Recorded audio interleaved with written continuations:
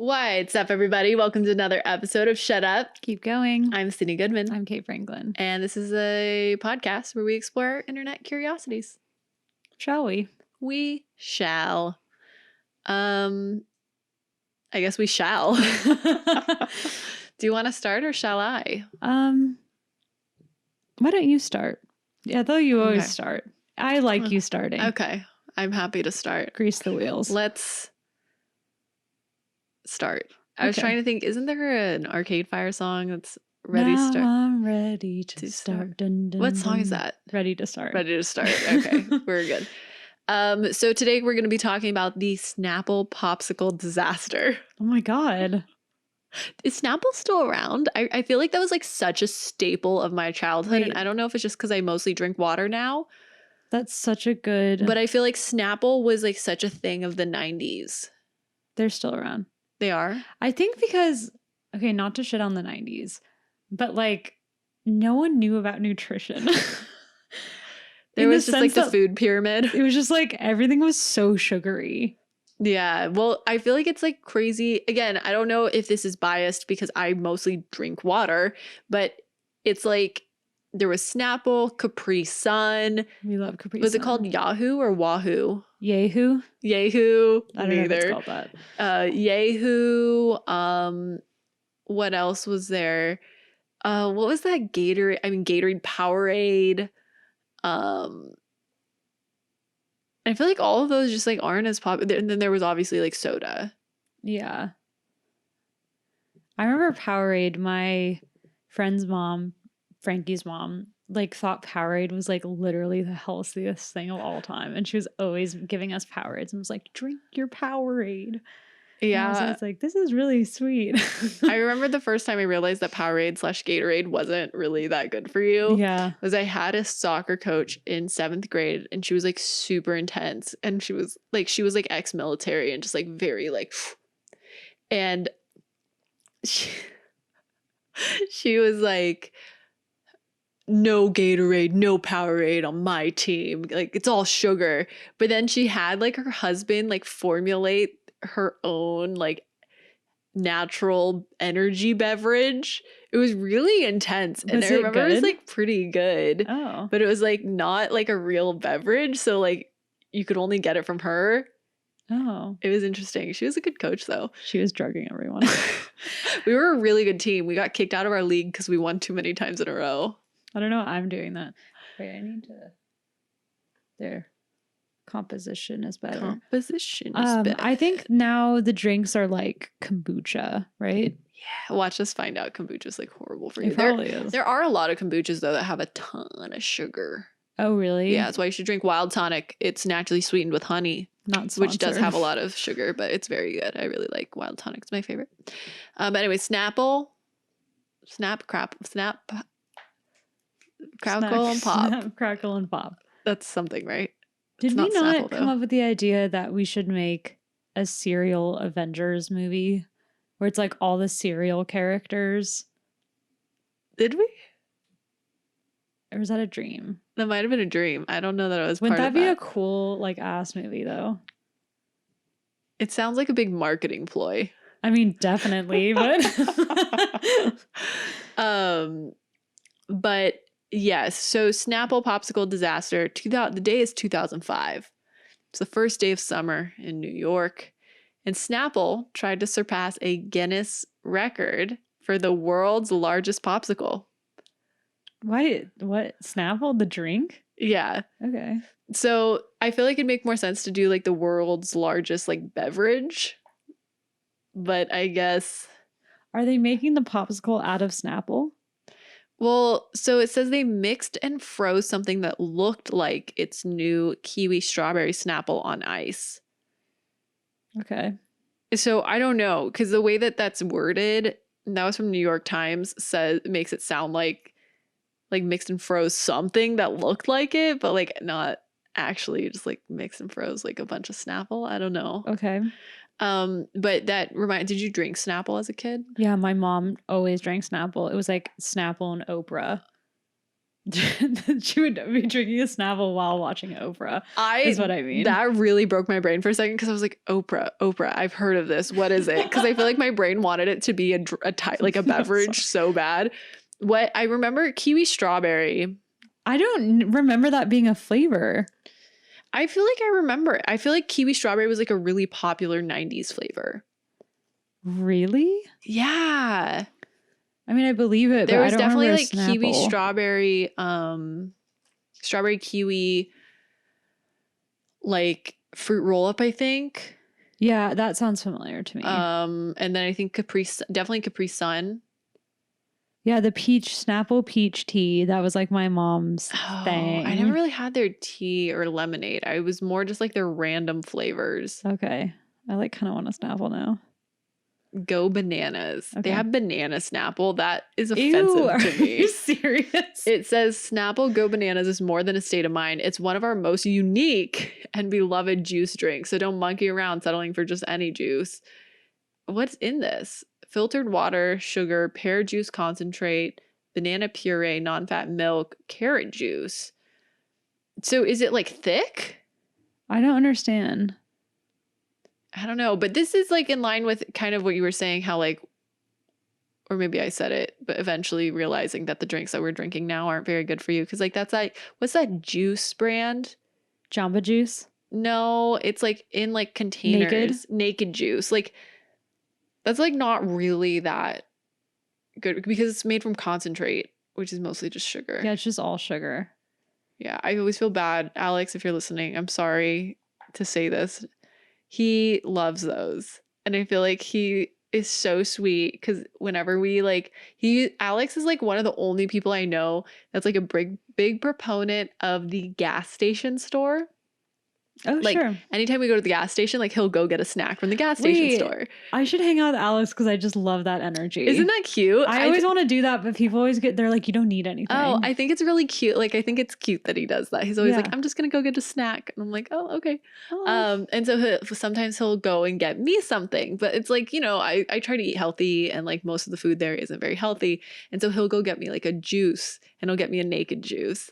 And I always feel so bad because I'm like, oh, there's so much sugar in it, but I don't want to tell him because it's so sweet that he gets it for me. Mm-hmm.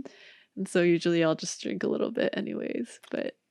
Not to just do a Bo corner, but one of my favorite Caleb stories from him growing up is he was like a very obsessive child, which I was too. So I think that's why we get along so well. Yeah. And he would have food phases where he would get obsessed with certain foods or drinks. One of them was tapioca. He was obsessed with tapioca and he was always making it. And when he was like 10 years old, the other one was became obsessed with carrot juice to the point where he turned orange. No way. Because he was drinking so much carrot juice. I love that story so much. Oh my gosh. And so they're like, you need to stop drinking carrot juice. Like how orange? Are there pictures? I don't know how orange. I was like, that's a tall tale. And he's like, no. No, I know that's real. It's definitely real. He just said I had like an orange tinge to me. And I'm like, oh my God. That's amazing. So they 2005 mixed and froze something that looked like the new kiwi strawberry Snapple on ice. This definitely sounds like a marketing ploy. Remember how we talked about how Guinness Book of World Records is now mostly known for their marketing, their what's that called? Publicity stunts? Yeah. Yeah. Before we continue on though, I do also need to touch on these Snapple real facts. Do you remember that? Wait, yeah. So like under the cap, is that a cap? I don't know. The top part of the Snapple, there were things called real facts. And I always wondered if it was actually real or not because it was literally in quotes and it just said real facts. So you're like, what does that punctuation mean? But so like I looked into it because I finally wanted closure on this. And so for example, real fact number 70 claims that caller ID is illegal in California, which is not true. Wrong.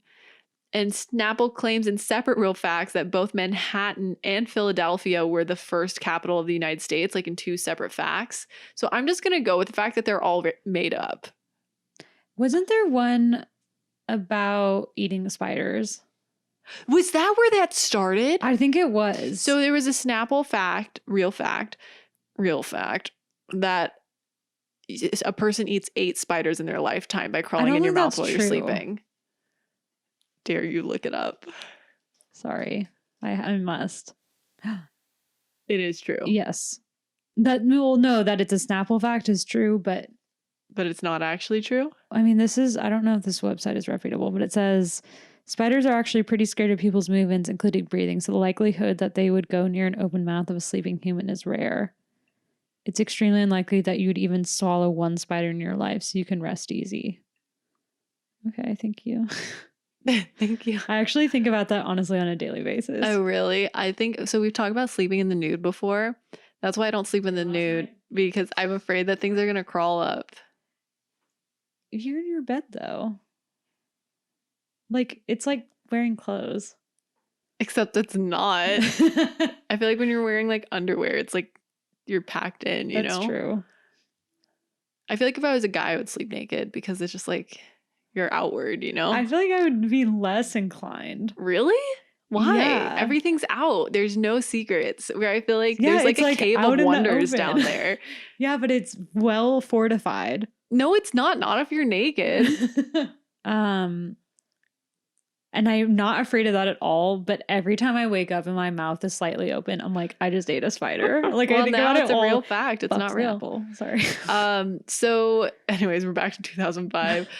They brought this giant popsicle via freezer truck from Edison, New Jersey, and it was raised by crane in Manhattan. So how big do you think this popsicle was? Like, how much do you think it weighed? 8 tons. 17.5 tons. Okay, I didn't get it. Oh, good job. You didn't you. over. What did you actually want to guess? I was gonna guess like 300 tons. Thank you for not doing You're that. welcome. But so they started raising this 17.5 ton popsicle. That seemed like really big to me. It is like big. How many pounds are 17.5 tons? 17,000, right? 35,000 pounds. Oh, is tons 2,000? Yeah. Why? Okay, it's okay. You don't have to answer that. I like you say that like that was part of my topic. Like, what's the conversion of ton? Why? Why don't you know Why this? is the not even what is the conversion of ton I meant to why isn't like why? Because it's just like so random. Yeah, that's why I love arbitrary. the metric system. Oh, I think our system is like funny because it's like, okay, so there's 2,000 pounds in a ton and there's 16 ounces in a pound. Like, how does this compute? A foot is 12 inches. An inch is there's smaller parts of it. Like, I don't know. We're just kind of making it up. That's why I think it's funny. And I think the thing, okay, maybe, I don't know if anybody else gets confused about this, but I feel like I get confused that there's 60 seconds in a minute, but then my brain wants it to be 100 seconds in a minute so bad for some reason. This is going to sound so stupid. Does everyone believe in 60 seconds per minute? Yes. Okay, because that's how the world revolves. Okay. Yeah, that has to do with science. I knew that. Was just No. But I think that's why I get confused is because I feel like it should be 100 seconds. And it has to do with the fact that when you count to 100, everything resets at 100. So it's like 101. Yeah. No. This feels like the British, what was it? The British Billions? billion.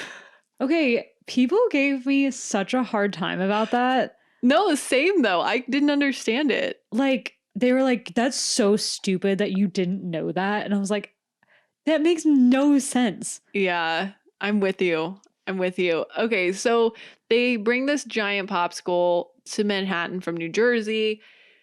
They're about to raise it, get their big world record for world's largest popsicle, but then it starts to melt. No, they didn't think this through, guys. Come on. So Snapple officials first started to worry when the pink liquid started flowing onto East 17th Street, with the fear that bicyclists and cars would slip in the ooze. And I was desperately trying to find photos of this, but in my head, it was like what is that, Ghostbusters, and where it's just like all of the ooze and everything's just everywhere. So an ice sculpture specialist who helped Snapple was wondering if it was beginning to hollow out in the middle because it was melting. And if that was the case, then it would fall over, which is obviously dangerous to have. Even if the center melted, I mean, it'd still probably be close to like double digits tons of ice. And so Snapple stopped the Snapple raising at 25-degree angle, and it was instead trucked away, and a TV-sized ice sculpture in the shape of the Snapple logo was aired instead. Womp womp. So the police and fire departments were called to help with the situation over on 17th Street. Breaking News Network, which monitors police scanners for news organizations, sent out an alert, quote, "A giant popsicle being displayed by Snapple has melted in the heat and sun and spilled all over 17th Street. Fire department on scene attempting to wash down the roadway, sticky goo all over the area." I have so many questions. And like that A sounds fake, but B, I think it's really funny that they like had to include that it was Snapples. Yeah. Like that's like not really relevant information, but it's just like, it's like they'll pay for idiots. this. What was your question? I just don't understand how like obviously popsicles melt. Like I It's feel like, like how did you not think of this? Yeah. Yeah, I don't really get that either. And it felt like all of the interviews about it was like people trying to figure, like ice sculpture specialists, like figuring it out and being like, we thought it through and like for some reason it didn't work. Like there was one, sorry, I'm seeing if it was, Correct me if I'm wrong though, but this is probably wrong. But water probably, like ice sculptures, since they're like more dense, probably melt slower than a popsicle. maybe, yeah. I don't know. Maybe that's not true. No, I mean, that makes sense. Makes sense like in my head. No, I think that makes sense. I just don't understand like what board meeting happened and they're like, all right, we're gonna make a giant popsicle and it's gonna be real. It's like, just make a sculpture. But they wanted, maybe they had to make it this way so that they For the broke Guinness the Book. record. Do it in the winter. Yeah, I don't know why they decided. Well, but then popsicles. Okay, I can see though how this board meeting goes. Is they're like, we should do it in the winter because it's going to be too hot if we do it in the summer. But then someone says, you don't eat popsicles in the winter. And they're like, oh, you're right. I just like, come on. But this is the same mentality that brought us Cats, the movie. You know what I mean? I still haven't seen it. I know, we gotta watch it. It's just like kicking the can down the line of big ideas. And I'm like, we'll figure that out. And then you just never do. Yeah, it feels like that feels like the worst fear in like a group project where it's like you meet the day that it's assigned and everyone's like, okay, like we're a group, cool. And then I feel like in the back of my head, I'm like, oh, we'll figure it out. Like the due date's coming, but we'll figure it out. And then it's like the night before and you're like, listen, we have not figured this out. For real. I've been there. So the quotes about this whole scenario is really funny to me. The quote that I just read. And then there's one from someone named Gian. I'm sorry, Gian, I'm going to butcher your last name. Koivunen Zuleta, who's a co-owner of Sculptures in Ice, who was the ice consultant to Snapple. Didn't do a very good job. The quote is, "The large amount of liquid that came out," she said, "made the interior hollow, so it was a frozen shell on the outside. We didn't think it was safe enough to erect." It's like, okay. I don't know. You sound like you take yourself so seriously. Why are you doing this? But also, like, can you imagine, like, what is the career path to get to ice consultant? I feel like that was such a big thing in like the early 2000s. Like we loved ice sculptures at buffets. Really? Maybe I missed that boat. You're kind of classy. I really didn't go to things where I just like really remember ice sculptures at buffets. Wow, I don't think I've ever, like, what buffets? Like in Vegas? Yeah. Or maybe I'm mixing that up with them carving the ham. No. I have seen ice a knife sculptures sculpture at a buffet. buffet at the Yorba Country Club. I remember. So I actually, Alex and I started watching this show. If you guys want to watch this show, it's on Netflix. It's called Mortgage or Marriage. And it's basically, it takes these couples and then has a real estate agent and a wedding planner, kind of like, have you ever seen the HGTV show Love It or List It? Mm-hmm. So it's like that, but with mortgage or marriage. So they present to them 2 options and they show them a few houses. They show them what their wedding could be like. And at the end, they choose mortgage or marriage. Mortgage. So there was one though where like it's just like the funniest show. You absolutely should watch it because it's like so manipulative too. And like I don't understand what's happening. But like there's one where, this isn't what I was gonna say. I'll relate back to ice sculptures in a second. But there's one couple and like their whole little shtick is, I mean, it's not their whole little shtick, but they're like, yeah, you know, like we really, like we're having a hard time getting pregnant and like it's really important to whatever the woman's name is. Like they want to have a big family, da da da da. And so the whole, like, you know, every episode kind of follows a template. And for the lady that's showing the houses, she'll show 2 houses. And then on the 3rd house, she'll spend money and get it staged, get like specific rooms staged specifically to the couple's like wish list. Mm-hmm. And so like part of their wish list was that they wanted to have room for an expanding family. And the lady puts it as like a nursery and she doesn't say this, but she says it so close to it that it was just like, where she's like, wow, like if you didn't like miscarry your child, like this could be their bedroom. And I kid you not. Yeah, and I kid you not. The woman starts like bawling, and I'm looking at Alex like, did they let this happen? Why would you ever say that? She didn't say that, but it was like close enough. And the fact that she had this like nursery was like, yeah, like I remember when you said that like you couldn't get pregnant. So I like made this look like a nursery so that like you could know what it's like if you like did get pregnant. Did they choose just marriage? Like, I think they did. Yeah, I dedefinitely would. I'd be like, fuck this. But it was just like, what? But so there was one couple and they were like the like young hot couple. It was so funny. And the like wedding planner kept striking out. So for the wedding planner, she'll do is they'll do like a food tasting or like a cake tasting or like take them to the venue or take them wedding dress shopping or like, you know, kind of elements of planning a wedding to like show them what it could be. And this lady, like, I guess just didn't know what to do for this couple. And so No. So she brings them to this place and it's this ice sculpture of them. But like the way that it was cropped is I want to say it was just like a bust of them like kissing or something. But then it also was like an ice luge. So you would like pour the drink into it and then like put your mouth at the bottom. But the couple was like, it looks like you're like sucking it out of her butt. And I was just like, how did you not think of this? Just like going right through the boobs, like suckling out of the woman's teeth. Oh my so God. That shows like absolutely just like unhinged. It's so funny. And like the best part is that I mean it's not the best part, it's actually wildly unfortunate. But you know, there are people that choose wedding. And I feel like you know, I get it. We had a wedding and it's like wonderful. And I totally understand why you would choose that.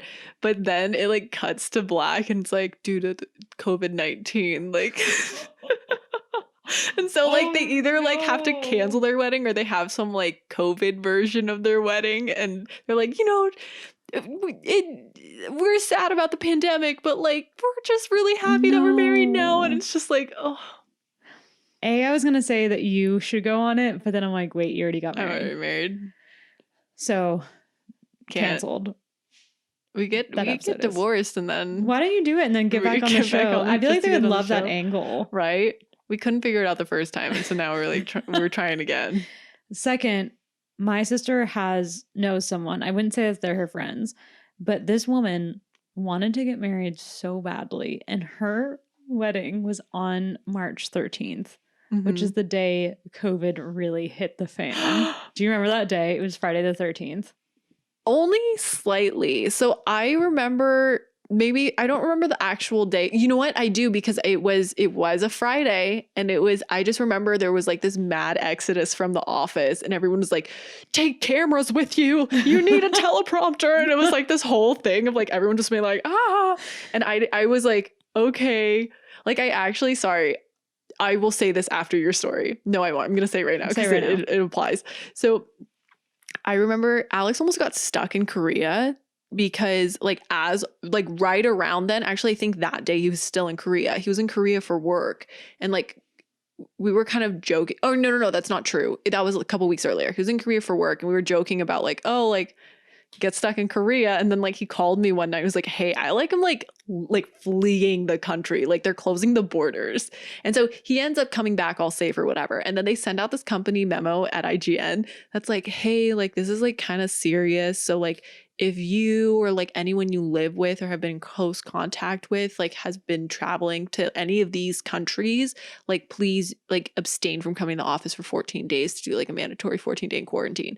And I remember like with people in the office, I was literally like, haha, like Alex was just in Korea. Like I should just go home for 14 days. Like it's going to be a lot longer than that. Yeah. And then that whole thing. And then I just never went back to the office. Literally, I will never go back to that office.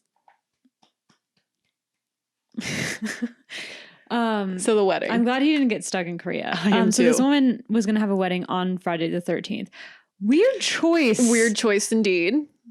Is that true? I think because I remember I was supposed to go to New York that day, and then it was like, no. And it was the day of, and she was like, I gotta cancel this wedding, which is really sad. That is really sad. She's like, oh, like, it's only like a 14-day quarantine, so I'm going to push it back 3 weeks. Wait, I don't understand, huh? Like, of COVID. Like she thought that after 14 days, COVID would go away? Yeah. Okay. Like to be fair, at that point, I feel like none of us really understood what was happening. Yeah. So she like pushed it back 3 weeks, and then it was like, obviously not going to happen. And then she pushed it back a month. And this girl... She's finally getting married next month. Oh, okay. I was going to ask how many times did she push it back? Literally like a month and a half, 2 months. It's like, just wait. Just like chill out for a year and then see what happens. Yeah, I have a lot of people. So I was supposed to be in 2 weddings and then go to 2 more within 4 weddings, all during the last year of the pandemic.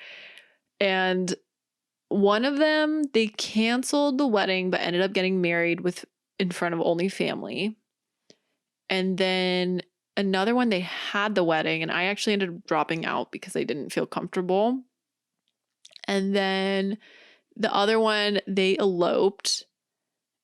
And then the other one made it was like family and friends, but it was like 25 people. Wow. This is so intense. Yeah, I feel like I just would have waited. And if I really wanted to get married, I would have like gotten married at a courthouse or something and then like done like an actual marriage later. Yeah, I mean, this is sticky territory. But I'm just like, why do you have to get married so bad? Just wait. Yeah, well, that's why I'm saying if you really like felt like you needed to get married, like I would legally just get married and then, but I get it's easier said than done. I get it. I've been there, done that. Like, also, both of my knees are in frame. Had a real wedding. I look insane. It's really comfy though. I'm so sorry. So if you're not watching the video, I see that. I thought my knees were out of frame. If you're not watching the video, let me just paint the picture for you. And maybe it'll crop out and you guys won't even see it. But if it's in frame as shot, I literally am sitting and you can just see the like tops of my like hot dogs. 2 little hot dogs just like creeping above. I look like I'm sitting like this. It's just really comfy. Sorry, I'm not gonna change how I'm sitting. Anyways, so yeah, I don't know, pandemic weddings, man. It is interesting. I went to my first. So we were talking. Are we in a post-pandemic society? I don't know. I don't think. Definitely not globally. For sure, not globally. But within the United States, it feels like it. But I feel like we're still in the pandemic, but kind of seeing the light at the end of the tunnel. Okay, that's fair. Well, so I went to a wedding on Friday. Oh, you It's a did? 250 person wedding with no mass. And I felt totally comfortable. Really? Where Yeah. was it? It was in Rancho Palos Verdes. It was Oh, wow. very beautiful. It was a very pretty wedding. Oh, that's why you were there. Mm-hmm. I Very, see. very pretty wedding. But it was like very bizarre to You're like it almost felt like no time had passed and everything was just a dream. Like it was very weird. But I had such a bad social hangover the next day. yeah. Like I just felt like I could not function. And we actually ended up going to dinner with some of Alex's friends who I didn't know. So I had to be more social. And like I actually couldn't do it. Like I could not do it. Where like Alex texted me, was like, "Are you okay?" I was like, no. yeah, like I'm fine. I'm so sorry. Oh my Really? gosh. I was just like, oh. Yeah, my sister's supposed to get married next week. oh, is she? No. Oh. I wouldn't be here. Well, if she it's had to push week, it back like an entire year. Oh, so she's getting married next year. Yeah, because she's like no masks at all. Like I don't want it to seem like the pandemic at all. That's fair. And she's getting married in Hawaii and they're like very strict about it there. So really, I thought they were very strict in that it's strict to get in, but once you're in, like since it's like kind of a COVID bubble, everything's like chilling. That was my impression of the situation. I think it's different for like events. I don't know. Interesting. As of like a month ago, she couldn't like have the wedding she wanted. So she was like, that's fair. nah. I would do the same thing. Weddings are expensive, man. Yeah. So Snap. How did we get on this? I don't know, but the last thing we were talking about was the ICE consultant. And I had a note that I wanted to mention. So like ICE consultant's a very weird job, right? Mm-hmm. And I just love the idea of jobs that it's like jobs that as a kid you would never write down that you want it to be your job, but it's because it's like this job exists. So there was a girl that sat next to me at Red Bull. This was before I worked there full time. This isn't relevant. Well, I guess it kind of is. It was when I was consulting for them. And so when I was consulting for them, I technically was in RBN Red Bull. No, I worked Red Bull Media House. I was Red Bull NA North America, which is the can and the beverage. Where afterwards I worked in the media house, which is like pretty separate. You worked for the can? I worked for the can, but only because of a technicality. Like, what did you do for them? Well, I was consulting on their Destiny partnership with Media House, but that's why I was like, it's like a whole thing. It doesn't really matter. But long story short, I was sitting with the can people. And so I sat next to this woman who was a scientist, and her whole job was to run experiments to prove that Red Bull was not worse for you than a can of Coke. So what kind of experiments? Well, whether it was like actual experiments or she was looking at data from like things that Coke did or whatever, but like showing, like basically trying to correlate that it's like Coke has X number of grams of sugar or X number of grams of caffeine, and like Red Bull has this much. And like, it was really interesting. Her job was basically to make Red Bull the stigma of like an energy drink and take that out of Red Bull via like hard facts. Was she successful? I don't know. I had Red Bull this weekend. Alex always goes, Red Bull has, I can't remember if it's caffeine or sugar, but like has less caffeine than a can of Coke, or less sugar than a can of Coke. Caffeine's really bad for you, right? Caffeine is the biggest abused drug in the United States. That's probably true. I'm pretty sure it is true, yeah. I have a lot to say on the subject. One of which... A Red Bull or caffeine? Well, one of which is I had Red Bull this weekend inadvertently, and I was like, this is disgusting. Sorry. No, sorry. I'm remembering something. You unlocked a memory. I was at this bar with my sister, and she like knew the bartender, and he was like 22 and was like trying to be friends with us, and he was like, shots, ladies, and he gave us a Red Bull like a shot of Red Bull vodka. Yeah, and I was like, ew. I drank and I was like, what the fuck is this? Alex drinks Red Bull vodkas. Yeah, I think it's because he started his work. Well, that's not true, but he started his adult work at Red Bull, and Red Bull vodkas are a big thing there. I bet. The other thing that I was going to say was about caffeine. Oh, it doesn't matter. But okay, I'll say it. I used to drink like literally 7 cups of coffee a day. How did you not just like shit yourself constantly? No, I didn't. You're like walking around with a diaper on. You're like, I love coffee. No, I just like literally like was I wouldn't say I was addicted. I was addicted. I just was like, I had to always have a coffee in my hand, and like I was Mm. always just felt tired all the time. I was just always like, I need it. And I could drink a cup of coffee at like midnight and go to sleep like 5 minutes later. And I just realized that You were drinking decaf the entire time. no, that's because of ADHD, because my brain was like needing a stimulant. Oh, how fascinating. And that's why it like didn't really affect you? Yeah, Is that why caffeine doesn't affect me? probably not. Or probably. Because I don't notice caffeine doesn't change anything. I mean, I don't have too much caffeine, but like I could drink green tea at any time. See, I would drink green tea all the time. People were like, "Oh my god, there's so much caffeine." And I was like, "This has caffeine in it." And like if I would like ever drink, yeah, I just never felt it ever. How interesting. Oh, I did not know. And then That sounded sarcastic. I actually didn't know. I didn't know that. I mean, yeah, it's so the more you know. If you have undiagnosed ADHD and you feel you wouldn't know that, but if you feel like you drink a lot of caffeine and you still feel tired and you feel distracted, you might have undiagnosed ADHD, which I did, and that was actually the key to unlock it all. Wow, interesting.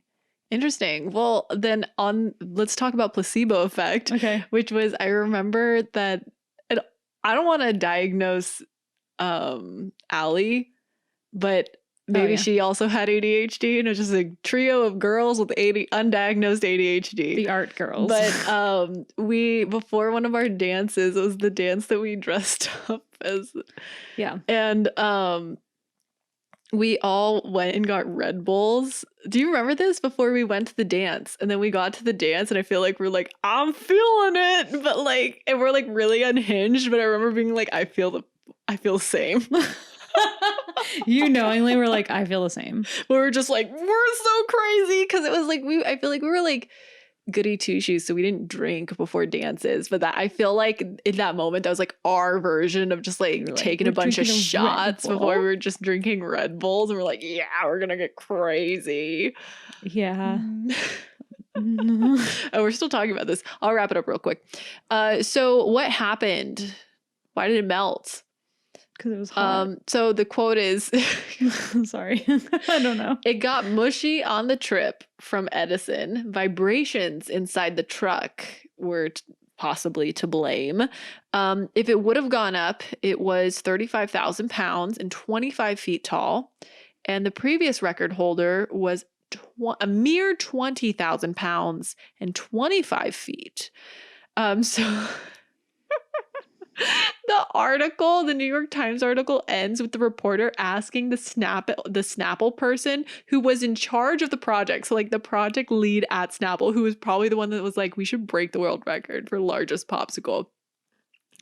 The article ends with the reporter asking them, will Snapple get off the mat and try once again, maybe in August? Ms. Radcliffe scrunched her face. Probably not.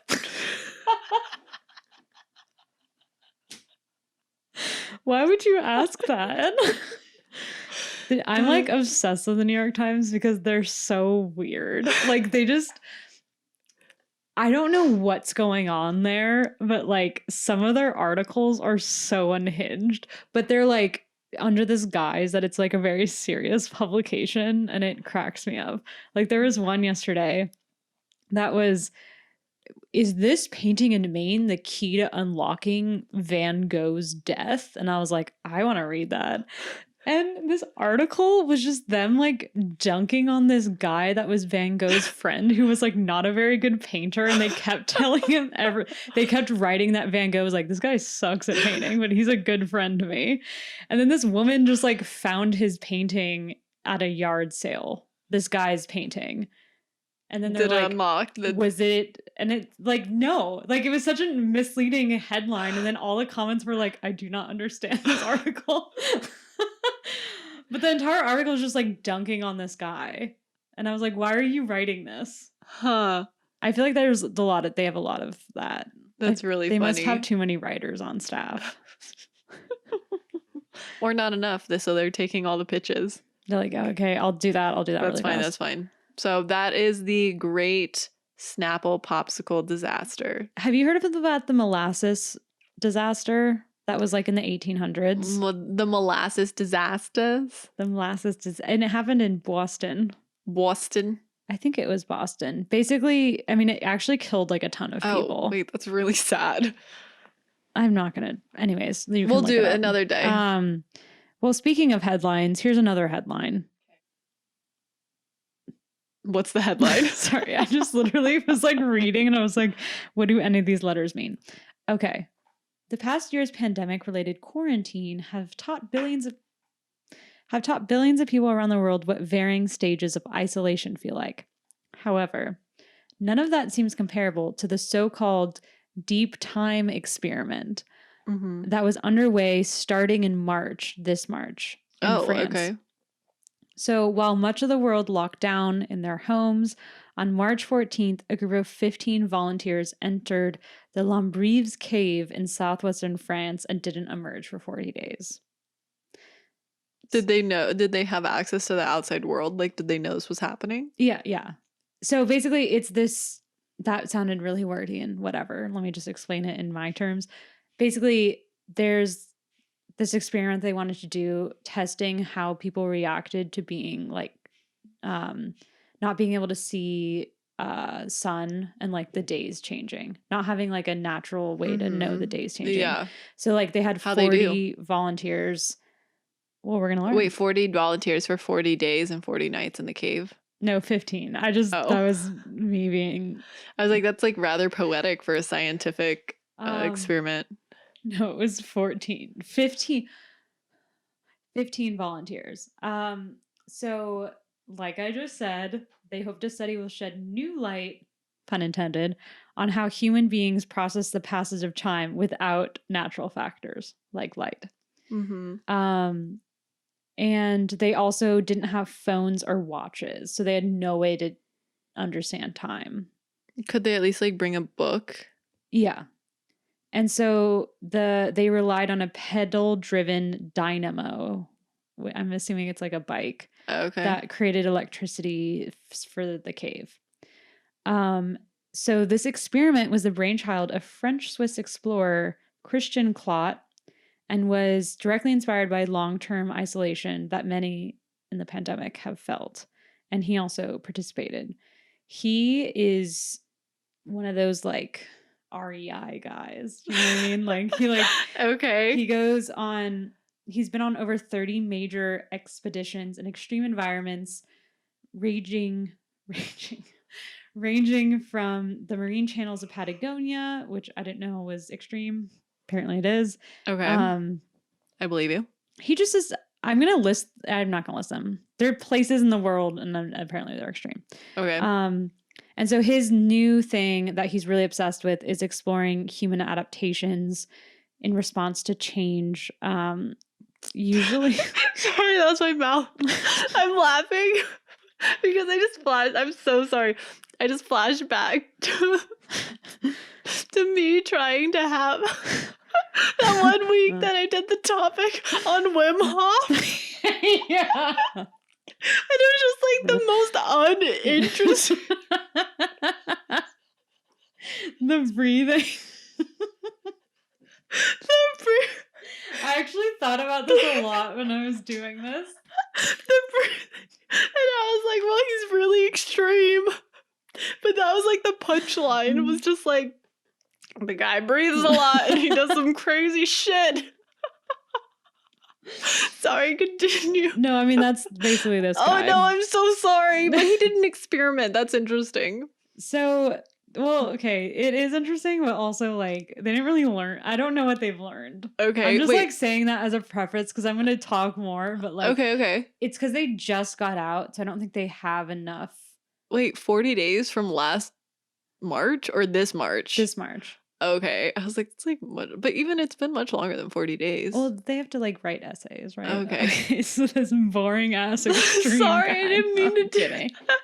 I'm kidding. Christian Clot, in 2015, he founded the Human Adaptation Institute, which is dedicated to learning how our brains adapt in response to new situations and challenges. That's interesting, which though. I've been actually thinking about a lot. That's kind of why I did this. Was Dude, like, your brain's crazy. well, now I'm like chill and like being at home all the time. Yeah, and same I'm like though. very agoraphobic now. Same. We were just talking about how I'm trying to like reframe my thoughts around it.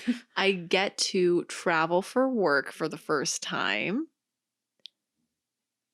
And, just mentally preparing for that. My first thought is, what are my cats going to do without me? Yeah. Oh, absolutely.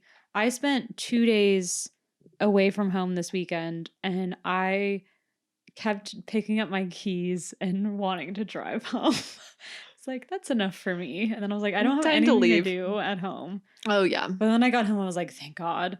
Oh, yeah. But that's like, I used to not be a homebody at all. Same though, yeah. Like, I used to just always want to be out on the town. Like, what's going on? What are you doing?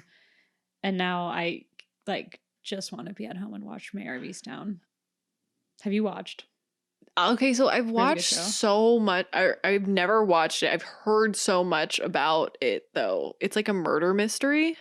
Yeah, but it's just like, what's funny to me about it, it's just like a good story. Like, there's no pizzazz to it at all, which makes it very pizzazzy.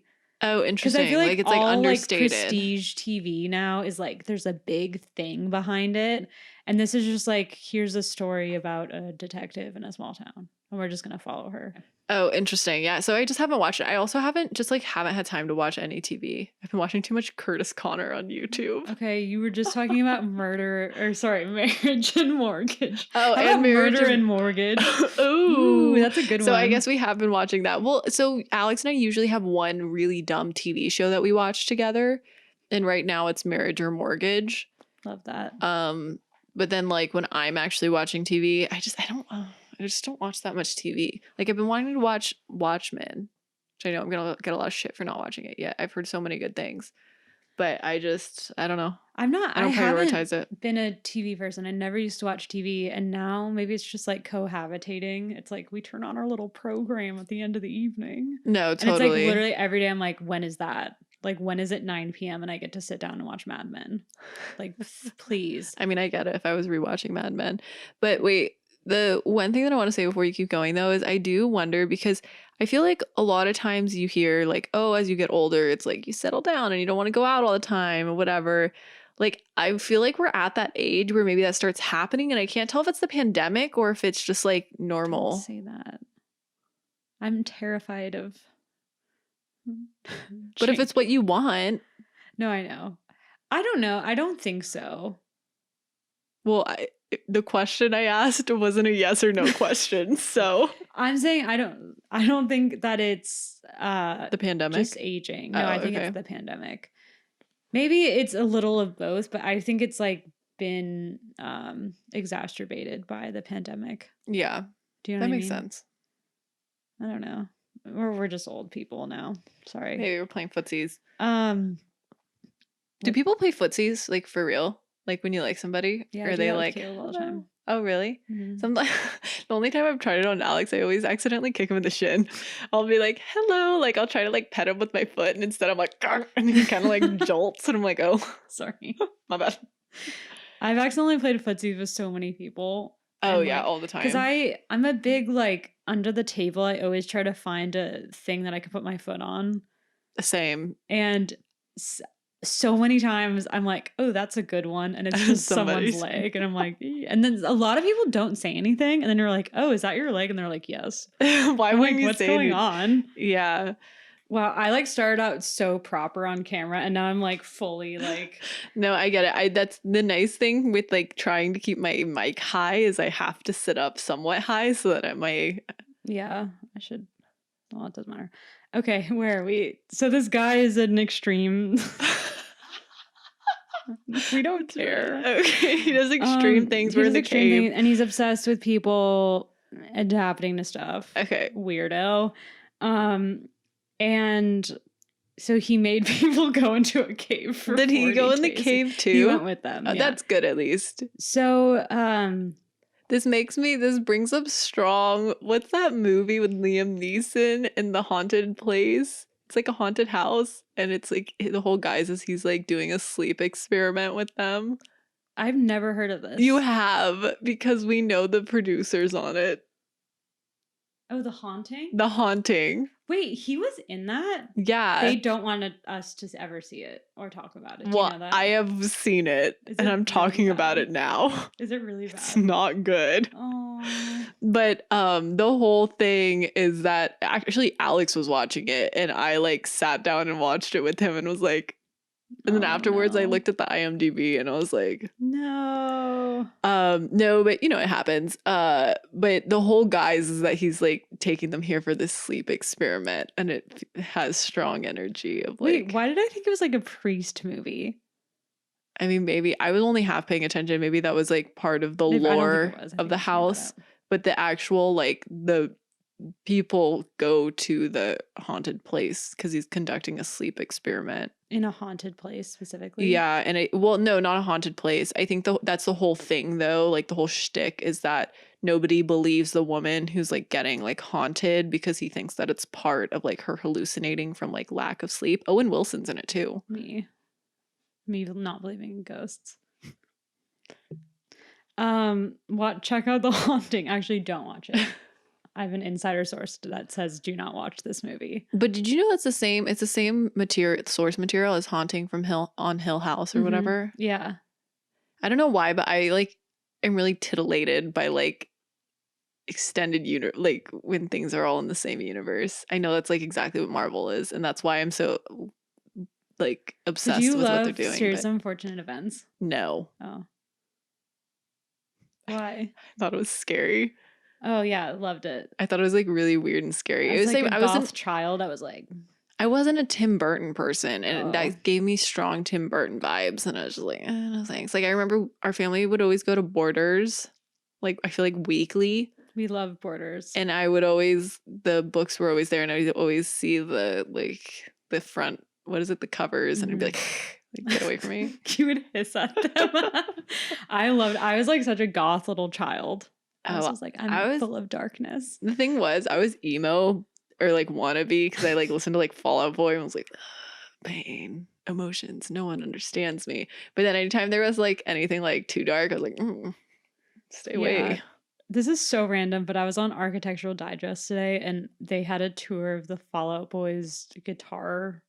Wait, let me run that back. Pete Wentz? They had a tour of the guitarist from Fall Out Boy's house. Pete Wentz or the other guy? No, Pete Wentz is the bassist.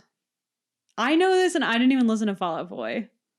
Well, I just wouldn't assume that they would do it of Andy because I feel like Andy's like, I think Andy's his name. I don't even know his name or if Andy's the drummer. It's him and he lives in Los Feliz and like I just was looking at his house and I'm like, but you were in Fall Out Boy. Does he have good taste? It's just like kind of. Oh, I'll look at it. But it's just, I don't know why, not to like put that against Fall Out Boy, but I'm like, your music's like, do you know what I mean? That was actually pretty good. I was trying to think of what their newer stuff is, I guess. I actually think Fall Out Boy, I will die on this hill. I think Fall Out Boy is a great example of like, I've always talked about the sophomore album for musicians is like a death sentence because it's like especially if you had a really successful first album.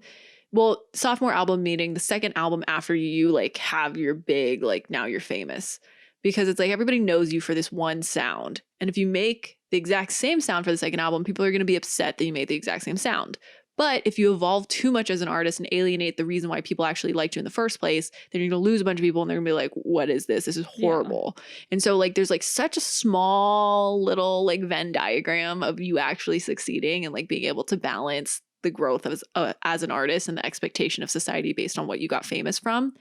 And I feel like Fall Out Boy has done a really good job of progressing as an artist. If you look at their sound especially from their very first album, but from Under the Cork Tree, which is what they got famous on, that sound has evolved so much to their most recent stuff. And while I don't love their most recent stuff, like I'm still with it. Like I see it and I get it. They're still making music, man. They took a hiatus after Folie à Deux.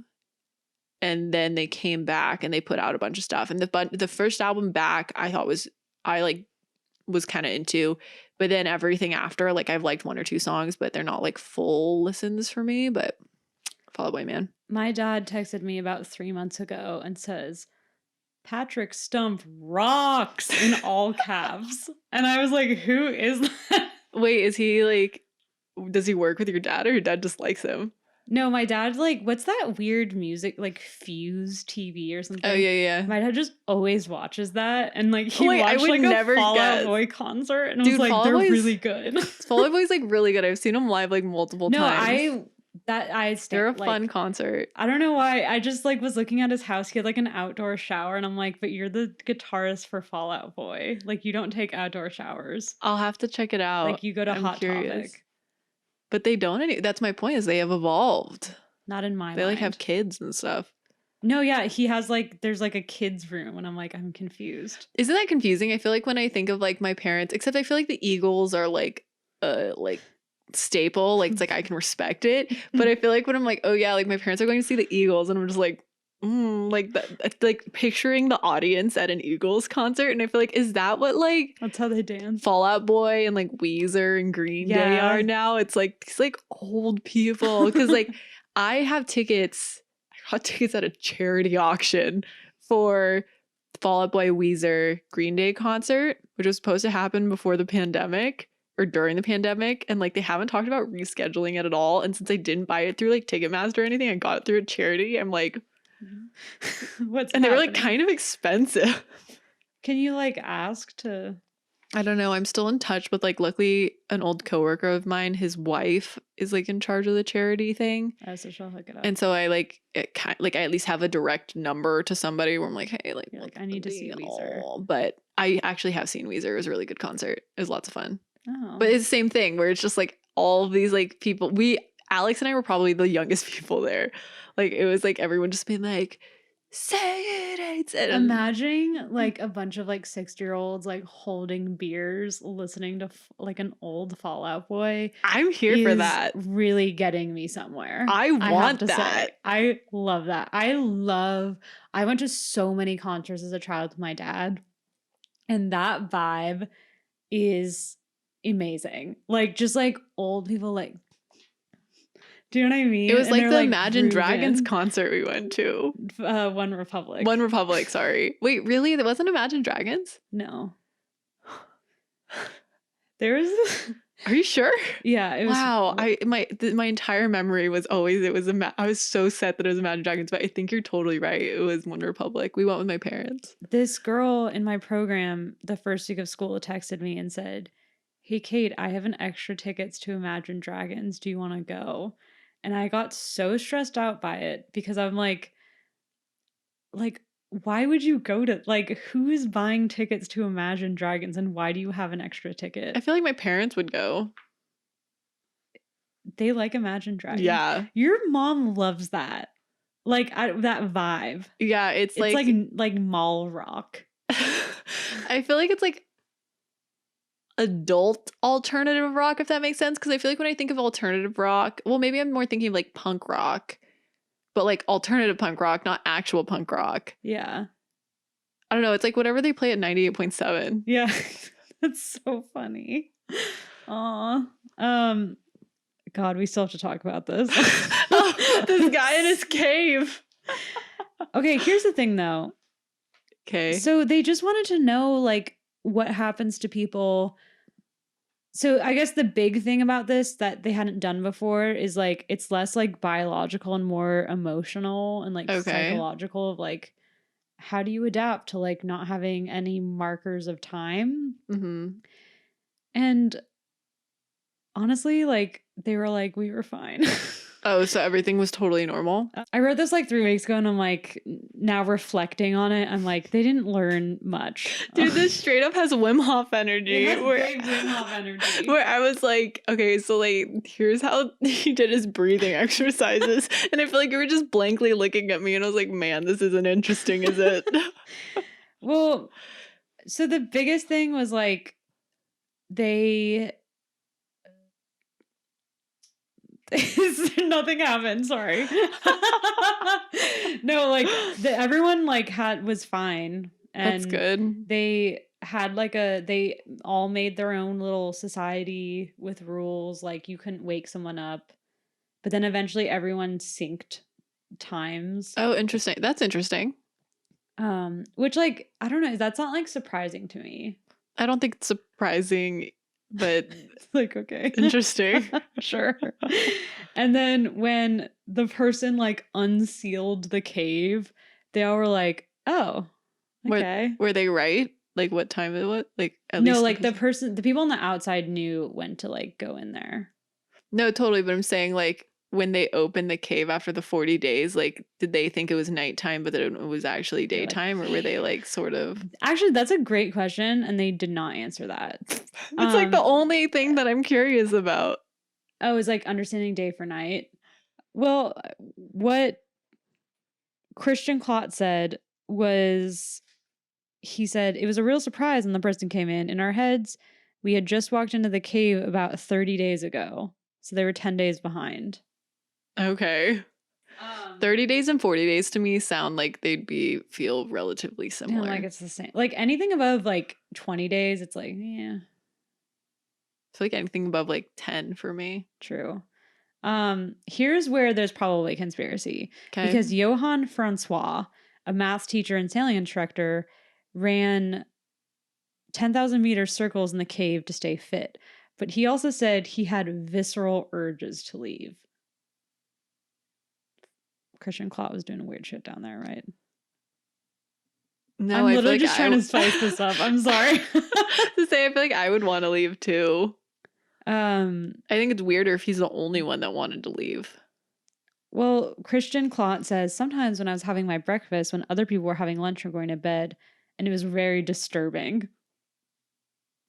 He sounds like he needs to suck it up a little bit. He sounds like he's a little sensitive. It's like, you're an extreme explorer. Wait, that's the extreme explorer? Get over it, man. Oh my gosh. He needs to learn the Wim Hof method. Here's an interesting thing. Okay. So, they observed that the team like all recognized after the fact that instead of a 24-hour day cycle, they ran on 32 hours. Oh, that's interesting. That is really interesting. Yeah. Is our day, should our day actually be 32 hours? Maybe. Probably not. That sounds like it would really mess some things up. And I guess to leave us on this note, 2/3 of the participants expressed a desire to remain underground a little bit longer and to finish the group projects they started during their stay. And Christian Klott will leave us with this. As our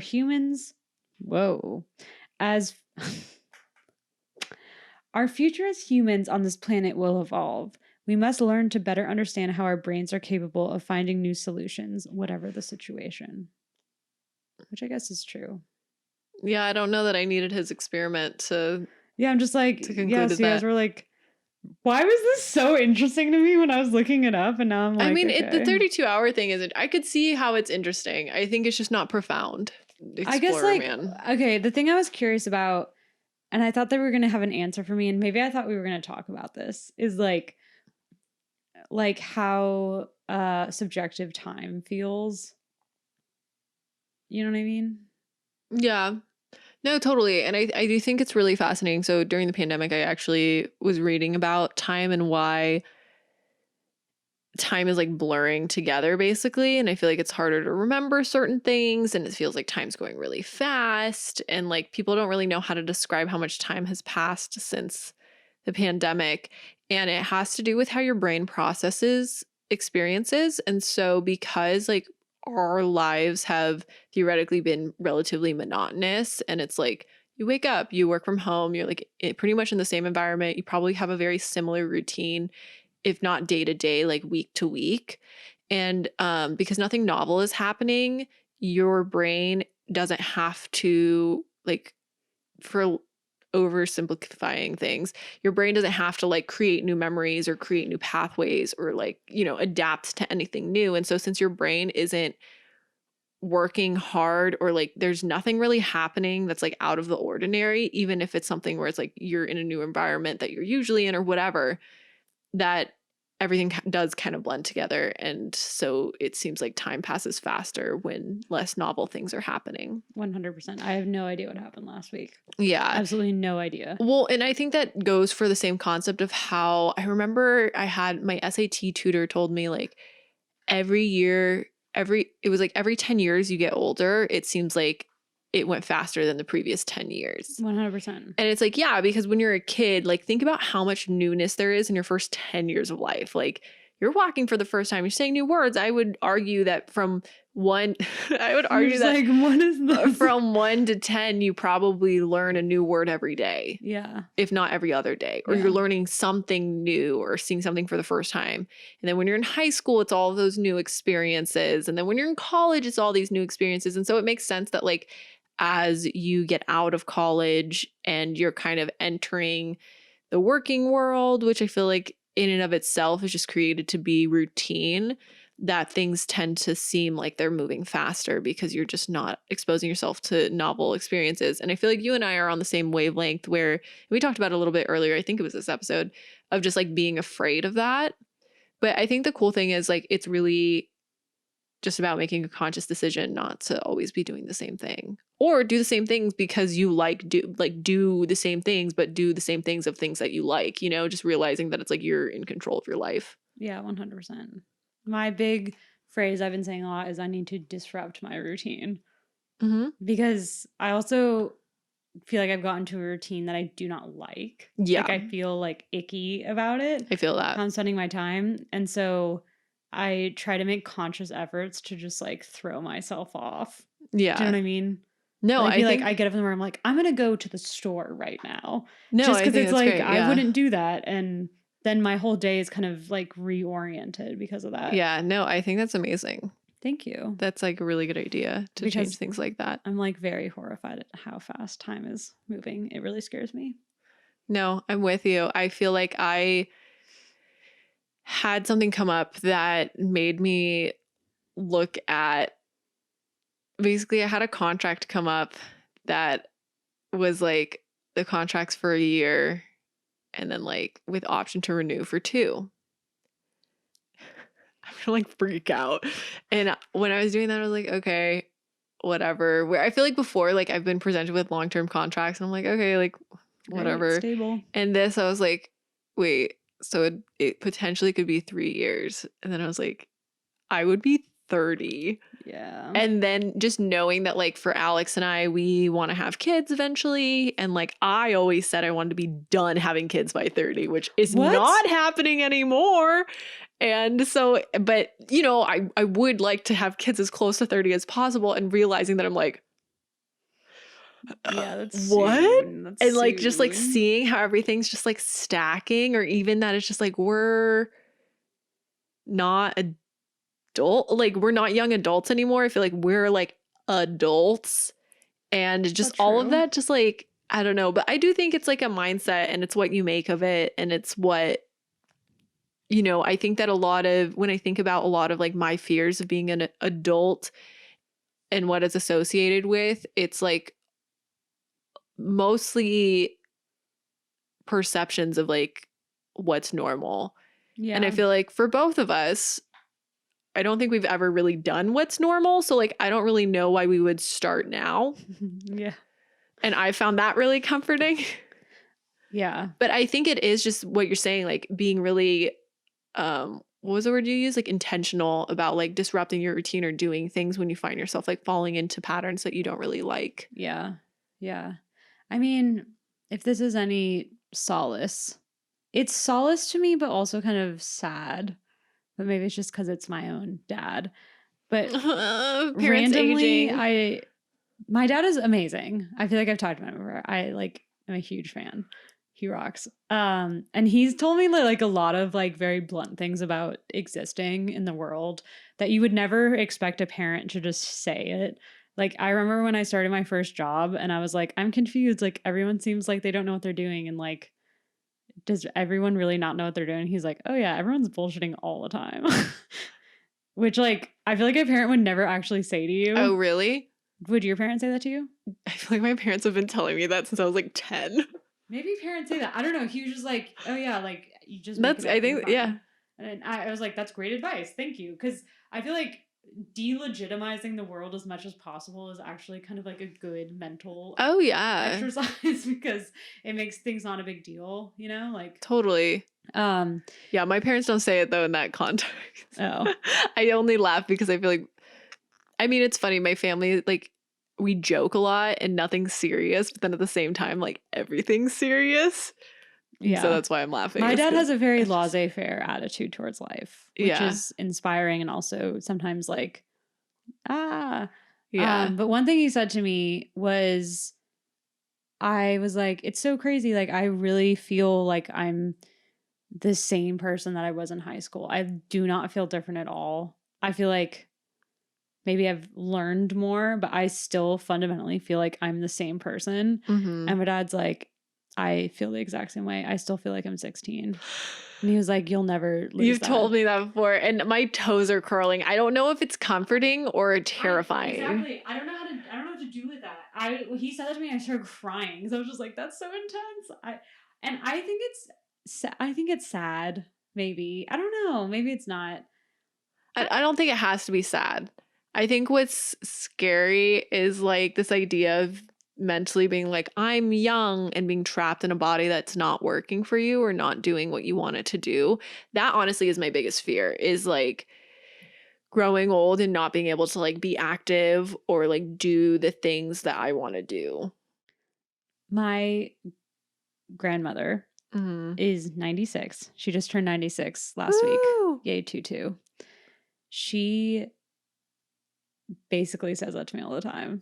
Where she's 96. She's super healthy for her age. Yeah. And she's like pretty with it. She still lives on her own with some help. And she just sometimes will be talking to me and she can't think of a word. And she's like, you don't understand how insanely frustrating it is to just forget things and not be able to like, she's like, and the worst part is that you know.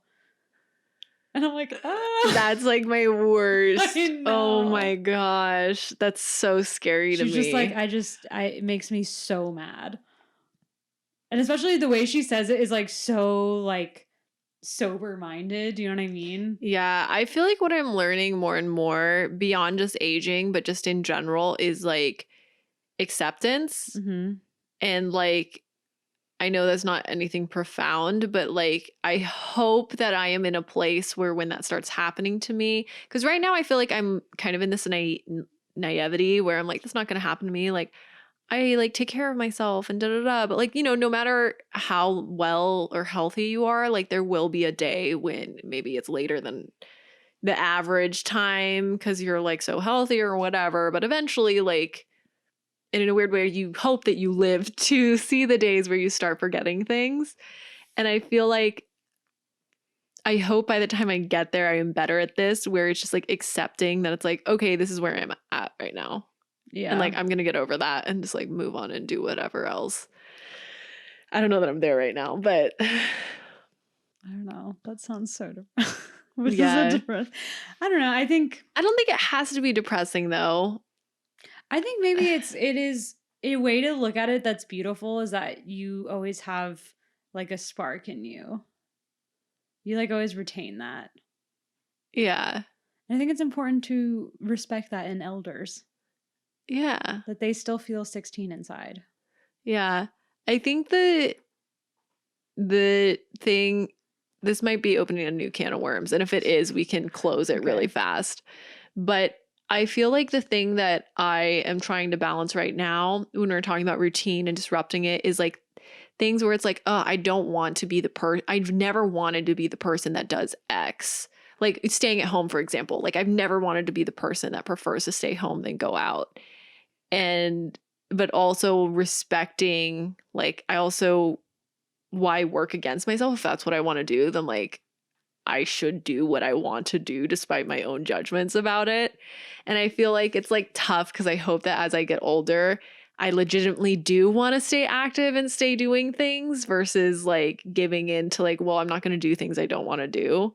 Like, Yeah. it's such a balance, and you can't look at it black and white because that's where you get confused. But I'm like, oh. No, I totally get that. Wait, this is going to sound so pretentious, but can I read you a quote from Proust that I just read? Please do. So I just read this book. It's amazing. It's called The Idiot. It's by Elif Bataman. It's like This is another one that has a bunch of Russian in it. It actually does, but it's like a contemporary fiction book, and it's extremely easy to read. It's not autobiographical, but she also had this experience. It's about a girl's first year at Harvard, and she's studying linguistics, and then she like goes on like a service trip in the summer. So like Caleb told me to read it because of my mission trips experiences, and it's like a comedic book. It's super funny. Ooh, wait, can you text me the name after this? Part of the quote, I found part of it, but the whole quote is basically like, it's talking about how when you're an adolescent, it's like when you notice the most things about people and the most judgmental you are, like how you see the way someone does something and you make that as their whole character. Mm-hmm. Which I feel like is so real when you're a teenager. You're like, the fact that you do that is like, you're dumb, whatever. And how when you're an adult, those things like don't even, like they just go right over you. But then he ends it's like a paragraph. He ends it saying, in later life, we look at things in a more practical way, in full conformity with the rest of society. But adolescence is the only period in which we learn anything. Was it supposed to make me feel better or worse? Well, no, what it's supposed to be is like when you're young, you're really tormented by like small details. And then when you're older, you are so well informed by that, but that you're no longer bogged down with it because you spent all your younger years like learning the small details. But it's when you're older, you're able to like comprehend them in a bigger thing. But it's when you're younger is when you learn all of it. Does that make sense? That feels better. Yeah. Okay. I felt like it was when you first said it, I was kind of thinking like when you're younger, I was thinking of it in a more romantic way, I guess, that it's like when you're younger, you're noticing all these details and like everything's new and you're like just like romanticizing everything. And then when you're old, it's like all about practicality. And that scares me. What is amazing about the book is that it's like told from her perspective, and she like notices the most weird and like funny things. But then like when you're reading it, you're like, oh, that's like totally what I would notice about this situation. But like reading it now is like don't, you know what I mean? It's like, yeah, it's like that's the wrong thing to focus on. But it's part of it is beautiful because it's like when you're young, you're so perceptive, but then you're also like so tormented when you're young. No, I think that's such a good way of putting it too. Well, and I feel like it's like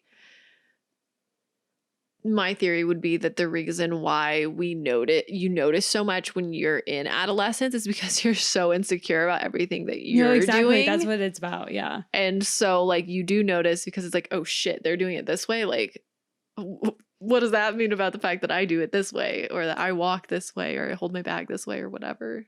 Cute. Okay, well, what was the book again? It's called The Idiot. The Idiot by Elif Bataman. There you go. You can figure out how to spell that yourself. This has been another episode of Shut Up, Keep Going with a bonus existential chat at the end. I'm Sydnee Goodman. I'm Kate Franklin. And new episodes every Friday. Video podcast is live, baby. Go check it out on YouTube. Shut Up, Keep Going. And we, of course, still have our image guide, which is Shut Up, Keep Going, all one word on Instagram. So thanks, y'all. See you next time. Bye-bye. Bye.